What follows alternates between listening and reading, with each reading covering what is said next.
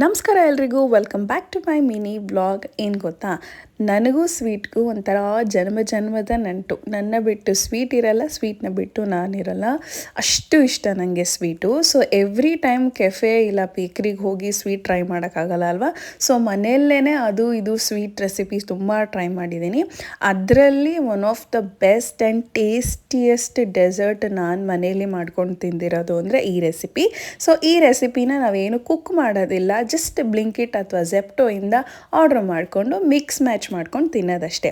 ಏನೇನು ಬೇಕು ಅಂತ ನೋಡೋಣ. ಫಸ್ಟು ಸ್ಟ್ರಾಬೆರಿ ಸೀಸನ್ ನಡೀತಾ ಇದೆ, ಸೊ ನೀವು ಫ್ರೆಶ್ ಸ್ಟ್ರಾಬೆರಿ ತೊಗೊಂಬನ್ನಿ. ಅಕಸ್ಮಾತ್ ಇಲ್ಲ ಅಂತಂದರೆ ಫ್ರೋಝನ್ ಸ್ಟ್ರಾಬೆರೀಸ್ ಸಿಗುತ್ತೆ. ಸೊ ಈ ಡಿಶ್ಗೆ ಮೇನು ಸ್ಟ್ರಾಬೆರಿ. ಅದಾದಮೇಲಿಂದ ಬ್ರಿಟಾನಿಯಾ ಅವ್ರದ್ದು ಫಡ್ಜಿಟ್ ಅಂತ ಒಂದು ಬ್ರೌನಿ ಬರುತ್ತೆ, ಅದನ್ನು ತರಿಸ್ಕೊಳ್ಳಿ. ಒಂದು ಡೈರಿ ಮಿಲ್ಕು ಹಾಗೆ ಮಿಲ್ಕಿ ಬಾರು. ಸೊ ಇವಾಗ ಒಂದು ಕಡೆ ಡೈರಿ ಮಿಲ್ಕಿ ಬಾರ್ನ ಮುರಿದ್ಬಿಟ್ಟು ಒಂದು ಸ್ವಲ್ಪ ಹಾಲು ಇಲ್ಲ ಒಂಚೂರು ನೀರು ಹಾಕ್ಕೊಂಡು ಮೆಲ್ಟ್ ಮಾಡ್ಕೊಳ್ಳಿ. ಮಿಕ್ಸ್ ಮಾಡಬೇಡಿ, ಬಟ್ಲಲ್ಲಿ ಹೆಂಗಿರುತ್ತೋ ಹಾಗೆ ಇರಲಿ.